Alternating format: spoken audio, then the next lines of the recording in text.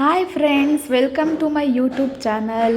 ನಾನಿವತ್ತು ಸಿಂಪಲ್ಲಾಗಿ ಕ್ವಿಕ್ಕಾಗಿ ಕೇಸರಿಬಾತ್ ಕೇಕ್ನ ಯಾವ ರೀತಿ ಮಾಡೋದು ಅಂತ ತೋರಿಸ್ತಾ ಇದ್ದೀನಿ. ಮೊದಲಿಗೆ ಬಾಣಲಿನಲ್ಲಿ ಸ್ವಲ್ಪ ಒಂದು 3-4 ಟೇಬಲ್ ಸ್ಪೂನು ಎಣ್ಣೆ ಅಥವಾ ತುಪ್ಪ ಯಾವ್ದು ಬೇಕಾದರೂ ಹಾಕ್ಕೋಬೋದು. ತುಪ್ಪ ಮತ್ತು 1 ಕಪ್ ರವೆ ಮತ್ತು ದ್ರಾಕ್ಷಿ ಗೋಡಂಬಿನ ಸೇರಿಸಿ ಒಟ್ಟಿಗೆ ಹುರ್ಕೋತಾ ಇದ್ದೀನಿ. ನಾವು ಎಷ್ಟು ರವೆನ ತೊಗೊತಿದ್ದೀವಿಯೋ ಅಷ್ಟು ಸಕ್ಕರೆನ ತೊಗೋಬೇಕಾಗತ್ತೆ. 1 ಕಪ್ ರವೆಗೆ 1 ಕಪ್ ಸಕ್ಕರೆ, ಆ ಥರ. ಸಿಹಿ ಬೇಕಾದರೆ ಇನ್ನೊಂದು ಸ್ವಲ್ಪ ಜಾಸ್ತಿ ಹಾಕೋಬೋದು, ಸದ್ಯ ಸಾಕು ನಮಗೆ. ಹಾಗೆಯೇ ಇದಕ್ಕೆ 1-2 ಏಲಕ್ಕಿನೂ ಹಾಕ್ಕೊಂಡಿದ್ದೀನಿ.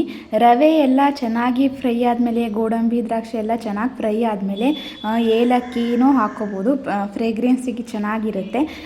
ನಾವೇನು ಕಾಯಿಸಿ ಇಟ್ಕೊಂಡಿದ್ವಲ್ಲ 1:3 ಈ ಕನ್ಸಿಸ್ಟೆನ್ಸಿನಲ್ಲಿ ತೊಗೋಬೇಕು. ಅಂದರೆ 1 ಕಪ್ ರವೆ, 1 ಕಪ್ ಸಕ್ಕರೆ ಮತ್ತು 3 ಕಪ್ ನೀರು ಬೇಕಾಗುತ್ತೆ. ನಾನು ನೀರನ್ನು ಮೊದಲೇ ಕಾಯಿಸಿದ್ದೆ, ಬಿಸಿ ನೀರನ್ನ ಹಾಕಿ ಈ ಥರ ಬೇಯಿಸ್ಕೋಬೇಕು ಚೆನ್ನಾಗಿ.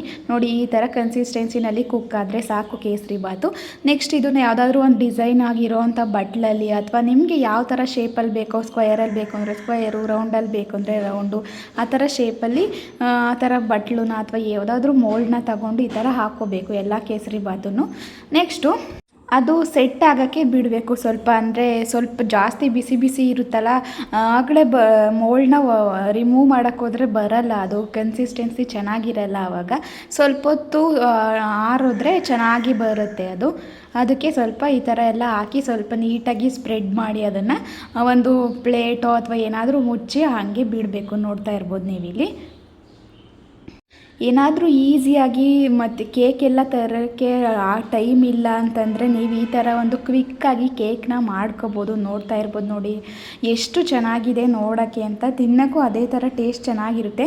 ನೀವು ಬೇಕಂದರೆ ಕೇಸರಿ ಬಾತ್ಗೆ ಕಲರ್ನ ಆ್ಯಡ್ ಮಾಡ್ಕೋಬೋದು. ನಾನು ಇಲ್ಲಿ ಯಾವುದೇ ರೀತಿ ಕಲರ್ನ ಆ್ಯಡ್ ಮಾಡಲ್ಲ, ಅದಕ್ಕೆ ವೈಟೇ ಇದೆ ಕಲರು. ಕೇಸರಿ ಬಾತ್ ಕೇಕು ಅಂತ ಹೇಳ್ಬಿಟ್ಟು ಕಲರ್ ಇಲ್ವಲ್ಲ, ಕೇಸರಿ ಕಲರ್ ಇಲ್ಲ ಅಂತ ಅಂದ್ಕೋಬೇಡಿ.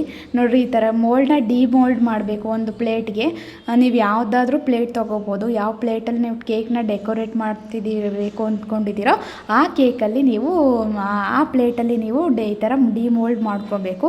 ಅದಾದಮೇಲೆ ನಿಮ್ಗೆ ಇಷ್ಟವಾಗಿರೋವಂಥ ಡ್ರೈ ಫ್ರೂಟ್ಸ್ನಿಂದ ಕೇಕ್ನ ಈ ಥರ ಡೆಕೋರೇಟ್ ಮಾಡ್ಕೋಬೋದು. ಮೊದಲೇನೂ ಸ್ವಲ್ಪ ಡ್ರೈ ಫ್ರೂಟ್ಸ್ ಹಾಕಿರ್ತೀವಿ, ದ್ರಾಕ್ಷಿ ಗೋಡಂಬಿ ಎಲ್ಲ. ಅಂದರೆ ಒಳಗೆ ಏನು ಸಿಗ್ದಲೇ ಬರೀ ರವೆನೇ ಸಿಕ್ಕರೆ ಚೆನ್ನಾಗಿರಲ್ಲ ಅಂತ ದ್ರಾಕ್ಷಿ ಮತ್ತು ಗೋಡಂಬಿನ ಹಾಕಿದೆ. ಮತ್ತು ನಾನಿಲ್ಲಿ ಡೆಕೋರೇಟ್ ಮಾಡಲಿಕ್ಕೆ ಗೋಡಂಬಿ ಮತ್ತು ಬಾದಾಮಿನ ಬಳಸ್ಕೊಂಡಿದ್ದೀನಿ.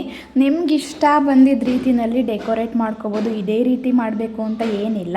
ಸದ್ಯಕ್ಕೆ ನನಗೆ ಆ ಥರ ಐಡಿಯಾ ಬಂತು, ಅದಕ್ಕೆ ಆ ಥರ ಐಡಿಯಾ ಮಾಡಿದೆ. ಇನ್ನು ಫ್ಲವರ್ ಥರ ಏನು ಬೇಕಾದರೂ ಮಾಡ್ಬೋದು. ನಿಮ್ಮ ಒಂದು ಕ್ರಿಯೇಟಿವಿಟಿ ಮೇಲೆ ನೀವು ಕೇಕ್ನ ಡೆಕೋರೇಟ್ ಮಾಡ್ಕೋಬೋದು. ಈಸಿಯಾಗಿ ತುಂಬ ಕಡಿಮೆ ಖರ್ಚಲ್ಲಿ ಕೇಕೆಲ್ಲ ತರೋಕ್ಕೆ ಟೈಮ್ ಇಲ್ಲ ಅಥವಾ ನಮ್ಗೆ ಈ ಕೇಕ್ ತಿನ್ನಲ್ಲ ಅಂತ ಅಂದವರು ಈ ಥರ ಕೇಸರಿ ಬಾತ್ ಕೇಕ್ನ ಆರಾಮದಲ್ಲಿ ಮಾಡ್ಕೊಂಡು ತಿನ್ಬೋದು. ಕೇಸರಿ ಬಾತ್ ಅಂತೂ ಎಲ್ಲರೂ ತಿಂದೇ ತಿಂತಾರೆ. ಸ್ವೀಟ್ ಅಂದರೆ ಎಲ್ಲರಿಗೂ ಇಷ್ಟನೇ ಅಲ್ವಾ. ನೋಡಿರಿ, ಈ ಥರ ಡೆಕೋರೇಟ್ ಆಯಿತು, ಈ ಥರ ರೆಡಿ ಆಯಿತು ನಮ್ಮ ಕೇಕು, ಕೇಸರಿ ಬಾತ್ ಕೇಕು. ನೋಡೋದಕ್ಕೆ ಎಷ್ಟು ಚೆನ್ನಾಗಿದೆ. ಕಟ್ ಮಾಡೋದಕ್ಕೂ ಅಷ್ಟೇ ಪೀಸಸ್ ತುಂಬಾ ಚೆನ್ನಾಗಿ ಬರ್ತವೆ.